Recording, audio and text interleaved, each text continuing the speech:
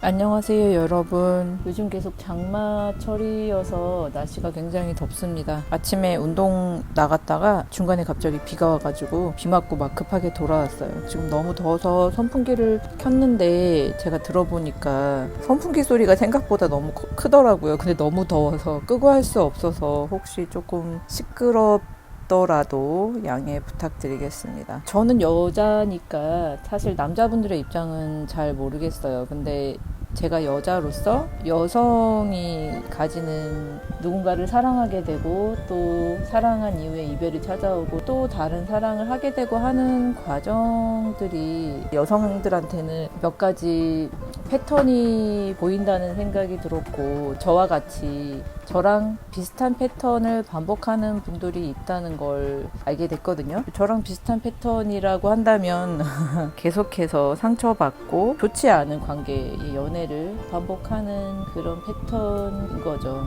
우리들은 어쩌다가 이렇게 상처뿐인 연애를 반복하고 있을까? 어디서부터 어떻게 잘못돼서 도대체 왜 자꾸 이렇게 잘못되고 좋지 못한 관계를 반복하고 있을까? 근데 왜 여기서 벗어나지 못할까? 이런 것들에 대해서 생각을 좀 해봤고요. 제가 요즘에 또 읽고 있는 책이 있어서 제가 그 책에서 위로받았던 내용을 좀 같이 공유해 보려고 합니다. 전에도 말씀드렸었듯이 저의 원가족이 저에게 그렇게 정서적으로 좋은 가족은 아니었어요. 엄마는 저하고 심리적으로 밀착돼가지고 저에게 계속해서 양육자의 역할을 요구했고, 착한 아이 컴플렉스를 저한테 강요해서 엄마를 이해하기를 바랬고, 엄마와 아빠 사이에 감정 쓰레기통 역할을 하면서 언제나 부모를 양육하고 가족들을 이해하고 그런 애어른이 돼서 정서적인 학대를 많이 당했었죠. 그러면서도 한편으로는 엄마는 저한테 40년이 넘는 세월 동안 너 때문에 엄마가 인생 망쳤다. 네가 태어나서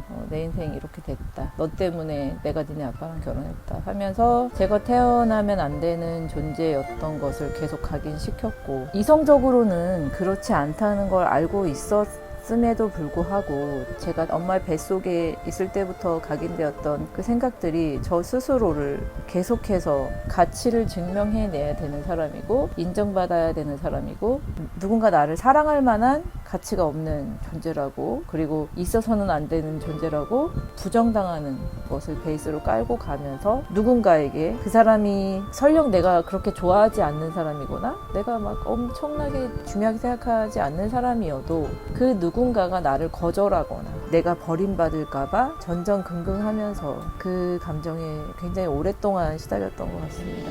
엄마의 의도가 그런 의도가 아니었다고 이성적으로는 아무리 알아도 제 마음에는 뼛속 깊이 각인이 돼 있는 거죠. 저도 모르게 각인이 되어 있는 거죠. 저는 저희 원가정에서 불안정 애착을 경험했기 때문에 저도 모르게 이 불안정 애착 관계를 계속 반복하고 있다는 것도 알고, 제가 어떤 사람을 만나고 그 사람한테 이렇게 꽂힐 때는 제가 어떤 지점에서 어떤 것 때문에 꽂힌다는 것도 알고, 감정적으로 어떤 부분이 불안전해서 그 불안한 마음을 잠재우고 싶어서 제가 어떻게 한다는 것도 너무 잘 아는데 이성적으로는 참 너무 많이 잘 아는데, 이게 도대체 그냥 불안정 애착 때문이라고 말하기에는 뭔가 해소되지 않는 저의 답답함이 있었거든요. 근데 제가 최근에 읽었던 책 중에 용서하지 않을 권리라는 책이 있어요. 이게 무슨 책이냐면 김태경 교수님이 쓰신 책이고, 범죄 피해자와 그 가족들이 트라우마에 시달리면서 살아가는 그 과정 속에 그분들을 이해할 수 있고 그분들이 적정한 삶을 살 수 있게 사회적 시선이나 사회적 제도가 있어야 한다, 이제 그런 취지의 내용이고, 온전히 피해자와 피해자의 가족의 입장에서 쓰신 책이었어요. 제가 정말 그 책을 읽으면서도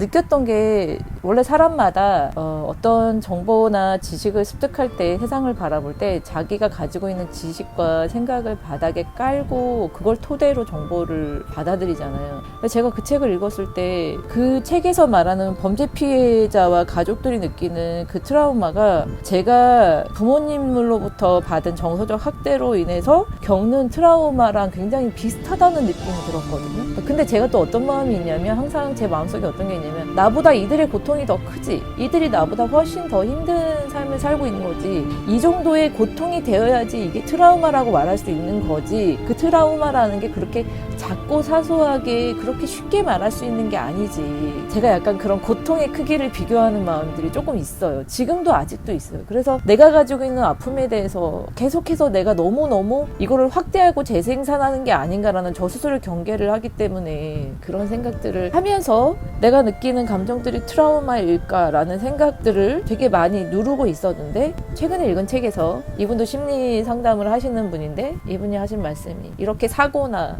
범죄 피해로 인한 트라우마는 빅 트라우마라고 하고, 저와 같이 가족 내에서 정서적 학대를 당하고 이런 경험을 한 사람들이 겪는 거는 스몰 트라우마라고 한대요. 아직도 제가 저의 마음을 인정하기 위해서 누군가의 그건 맞아, 그거 트라우마야, 네가 겪은 거가 충분히 힘들고 고통스러웠던 게 맞아, 너도 트라우마를 겪은 사람이야, 그래서 네가 지금 그 PTSD를 겪고 있는 거야, 그러니까 네가 행동하는 것들은, 네가 그렇게 이성이 마비되고 너도 모르게 잘못된 행동들을 할 수밖에 없었던 거는, 그거는 네가 이성적이지 못해서가 아니고, 네가 너무 노력하지 않아서가 아니고, 너의 트라우마가 너의 마음을 쥐고 흔들면서 네가 이성적인 생각을 할 수 있는 걸 막고 있기 때문이야 라고 그분이 그냥 한마디 인정을 책에서 해주시니까 그냥 그게 되게 많이 위로가 됐어요. 그게 저도 여전히 여러분들한테 여러분이 느끼는 고통이, 여러분이 살아가는 삶에서 겪는 일들이 다 여러분의 잘못이 아니어도 그렇게 될 수 있다,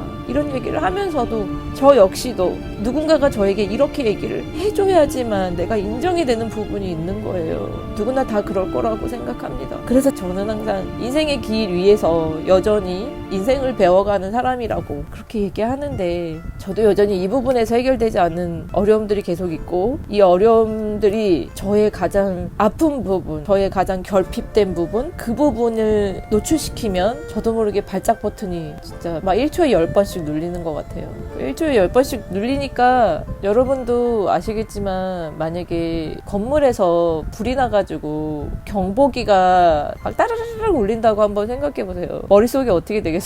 비상경보를 계속 울리는데, 불 나면은 이렇게 그 오작동하는 소리 들어보셨는지 모르겠어요. 엄청 시끄럽거든요. 그런 소리 들으면 정신이 하나도 없잖아요. 저는 그 순간에, 저의 결핍이 딱 노출되는 그 순간에, 그 결핍된 부분이 뭔가에 의해서 어떤 아주 작은 것에라도 자극이 되기 시작하면 그 순간에 발작 버튼이 1초에 10번, 1초에 100번 막 순간적으로 그렇게 눌리는 것 같아요. 내가 뭐 어떻게 손 쓸 겨를도 없고 내가 이걸 막을 겨를도 없이 나도 모르게 그 순간에 막 100번씩 눌리니까 머릿속에 온통 막 알람이 막 울려대면서 당장 뭘 안 하면 내가 죽을 것만 같은 감정을 느끼는 거예요. 그러니까 당연히 이성이 마비가 되겠죠. 제가 저를 참 잘 안다고 생각하고, 저는 사실 저에 대한 질문이 많은 사람이고, 언제나 세상보다는 저를 더 많이 바라보려고 노력하는 사람이고, 저 자신에 대한 공부를 더 많이 하려고 하는 사람임에도 불구하고, 저 역시 이런 결핍된 부분에 대해서 계속해서 발작 버튼이 눌리는 거를 어쩔 수 없다는 걸 이번에 한 번 더 느끼면서 되게 자괴감도 느끼고, 아직도 멀었구나, 내가 안정기에 접어들었다고 생각했지만 아직도 안 되는 게 있는 거구나, 이게 내가 아직도 부족하고 이런 부분에 내가 아직도 계속해서 힘들어하고 있구나, 이걸 느끼면서 저의 영상을 보시는 분들이 그 마음이 어떨까, 계속 이 영상들을 보고 있지만 내 마음이 어떤지도 모르고, 내가 어떤 부분이 어떻게 잘못돼서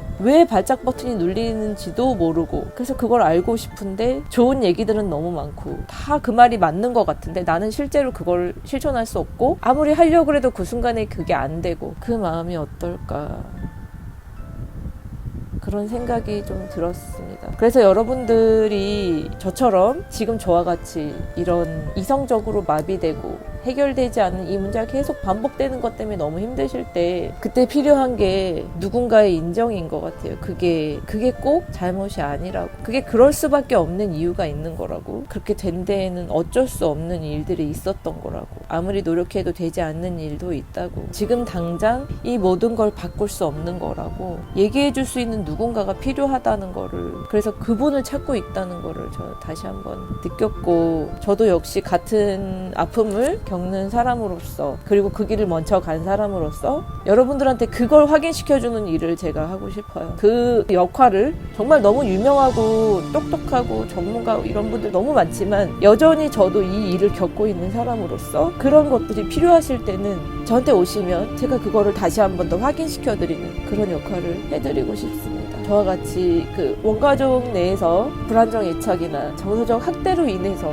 이렇게 오랜 시간이 지나고 많은 일들을 겪었다고 생각했는데도 힘든 분들이 많이 계실 거예요. 우리가 겪는 일들이, 우리가 지금 느끼는 이 감정들이 어떨 때는 너무 찌질해 보이고 어떨 때는 너무 형편없어 보이고 어떨 때는 아직도 내가 갈 길이 이렇게 뭔가, 내가 아직도 이거밖에 안 되나, 이런 마음 때문에 너무 지치고 힘들 때가 종종 있을 거라고 생각합니다. 근데 그냥 누구나 다 그렇다고 생각해 주시면 좋을 것 같아요. 누구나 다. 특히 우리같이 가족관계에서 정서적 학대를 겪고 어려움을 겪은 부모에게서 계속해서 거부당하고 인정받기 위해서, 살기 위해서 몸부림을 친 우리가 어떻게 하루아침에 나를 너무 사랑하고 나를 있는 그대로 다 모든 삶이 평화로워지고 이렇게 될 수는 없는 거잖아요. 40년을 그렇게 지냈는데 40년이 넘는 시간을 그런 마음을 계속 받으면서 나 스스로를 그런 사람으로 나도 모르게 그렇게 생각하며 살아왔는데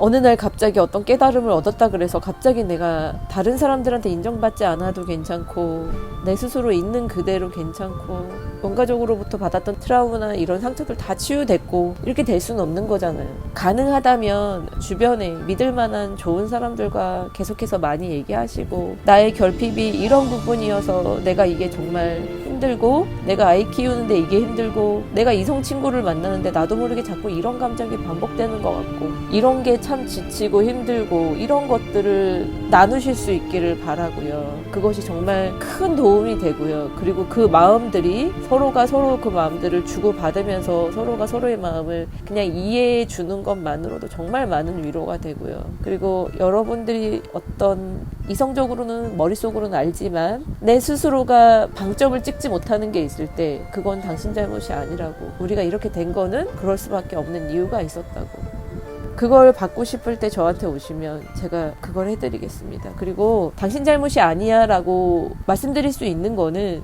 내가 이렇게 됐다는 거를 이해하는 그 단계를 지나고 나면 자기 연민에 빠져서 허우적거리는 게 아니고 더 이상 자기 연민에 빠지지 않고 성장하는 사람이 될 수 있기 때문에 그걸 위해서 제가 해드리겠다고 말씀드리는 거고, 그걸 해야지만 그렇게 될 수 있기 때문에 제가 계속해서 그건 당신 잘못이 아닙니다 라고 말씀드리는 거예요. 저에게도 이 깊고 깊은 결핍이 해결됐다고, 거의 다 스스로 어느 정도 터널을 지나왔다고 생각했던 저의 감정들이 이번에 발작 버튼을 심하게 눌리면서, 그렇다면 내가 이 결핍을 죽을 때까지 해결할 수 없을 수도 있겠구나, 이 결핍된 이 마음을 40년이 넘는 세월 동안 내가 이만큼 살아오고 내 아이를 이만큼 키워내는 동안 내가 해결되지 못한 이 결핍을 앞으로도 해결하지 못할 수도 있겠구나, 내가 생각하는 것처럼 그렇게 못 될 수도 있겠구나, 그런 생각을 하면서 저를 조금 이해했고, 그러면서 제가 생각했던 거는 그렇다면 나는 어떻게 하고 싶을까, 내가 원하는 건 뭘까, 그러면 현실적으로 가능한 게 뭘까에 대한 생각들을 다시 한번 해보는 계기가 됐습니다. 저같이 원가족에서 불안정 애착관계를 경험했고 그리고 정서적 학대를 당했고 그런 걸로 인해서 내 현재의 삶을 유지하는 게 너무 힘들고, 또 혹은 아이를 키우는데 아마 저 같은 감정을 많이 느끼실 거예요. 내가 아이가 있으니까 내 부모가 나한테 그렇게 한 게 더 용서가 안 되고 더 이해할 수가 없고 더 화가 난다라는 감정을 느끼시는 분들이 굉장히 많을 거예요. 그렇게 하시고 계시다면요, 지금 너무 잘하고 계신 거예요. 그 감정을 느끼는 것만으로도 여러분은 여러분의 부모를 넘어섰고 내가 받은 정서적 학대를 넘어서는, 초월하는 그런 사람이 되신 거예요. 그래서 정말 너무 애쓰고 계신다고, 고생하고 계신다고, 정말 잘하고 있다고 그런 말씀 드리고 싶어요. 너무 좌절하지 마시고 이 과정이 다 살아가는 과정이라고 생각합니다. 누구나 인생에 완성형은 없잖아요. 누구나 인생에 죽는 그날까지 완성된 인간은 없다고 생각하거든요. 저는 누구나 인생은 과정이고 우리는 모두 다 인생이라는 길 위에 그 과정 속에 서 있는 것이고 무언가를 완성하기 위해서 가는 게 아니고 삶을 만들어가는 거라고 저는 그렇게 생각해요. 제가 저를 표현할 때 저는 저 스스로를 인생길 위에 순례자라고 생각하거든요. 어떨 때는 진리를 찾기도 하고, 어떨 때는 고행을 하기도 하고, 어떨 때는 비를 피해 숨기도 하고요. 어떨 때는 깜깜한 밤에 사막길을 걸어가기도 하고요. 어떨 때는 폭풍우가 치기도 하고, 어떨 때는 해가 뜨기도 하고, 어떨 때는 좋은 바람이 불어오기도 하겠. 제가 가고 있는 인생길은 그럴 것이라고 생각하고 또 그래왔던 것 같습니다. 삶이 굉장히 고통스럽고, 삶이 도대체 언제쯤 나에게 평안함을 줄까, 이런 갈망과 갈증이 있었을 때가 있었고, 그런데 제가 인생이라는 게 완성형이 아니고 과정형이라는 거를 받아들이고 나서부터 계속해서 인생길 위에서 만나는 여러 가지 일들에 대해서 수용할 수 있고 받아들일 수 있게 되었던 것 같아요. 역시 이번 일도 또 다시 제가 이 일을 겪지 말라는 법이 없고, 또 다시 언젠가는 또 다시 발작 버튼이 눌릴 거예요. 근데 그럴 때는 조금이라도 달라진 선택을 할 수 있기를 저 스스로에게 바라보고, 그리고 여러분들에게도 저의 마음이 전달되기를 바라고, 여러분들도 저와 같은 어려움을 겪으신다면 혼자만 그런 게 아니고 저도 마찬가지고 그런 사람이 되게 많이 있다는 것, 그리고 그것이 우리가 겪었던 정서적 학대로 인한 트라우마로 인해서 어쩔 수 없이 일어나는 현상이라는 거를 이해를 해주셨으면 좋겠습니다. 조금 너무 억울하잖아요. 내가 가지고 있는 결핍 때문에 내 인생을 그렇게 망치고 싶지는 않잖아요. 좀 잘 살아보고 싶고, 좀 잘해보고 싶고, 좋은 것도 경험해보고 싶고, 편안하게 즐겁게 살고 싶잖아요. 내 결핍 때문에 결핍이라는 것이 내 삶을 주도하게 놔두면 너무 속상하잖아요. 너무 억울하잖아요. 내가 가지고 있는 이 결핍이라는 게 뭔지를 알아야 되고, 그 결핍이 무엇 때문에 생겼는지를 제대로 바라볼 수 있어야지, 그게 뭔지 실체를 확인하고 이름을 지어줄 수 있어야지 우리가 그 결핍에 대항하는 힘이 생기고, 그 결핍을 대처할 수 있는 방법을 만들어갈 수 있는 것 같아요. 우리에게 결핍이 있다는 거는 잘못도 아니고 죄도 아니고 부끄러운 일도 아니고, 모든 인간은 다 결핍이 있고, 그 결핍이 없는 인간은 세상에 아무도 없고요. 그러니까 우리가 가지고 있는 결핍에 대해서 가감 없이, 부정적 시선 없이 바라볼 수 있으면 좋을 것 같아요. 두서없이 말이 너무 길었습니다. 오늘 아침에 저의 생각을 이렇게 공유 드리고요. 저와 같은 아픔을 겪으시는 분들이 저의 얘기에 힘을 좀 얻으시길 바라고, 도움이 되셨기를 바라고, 그리고 여러분들이 어떤 지점, 어떤 부분에서의 그것이 여러분의 잘못이 아닙니다라는 대답을 듣고 싶으실 때는 저한테 와주시면 제가 성심성의껏 대답해 드리겠습니다. 오늘 여기까지 하겠습니다. 감사합니다.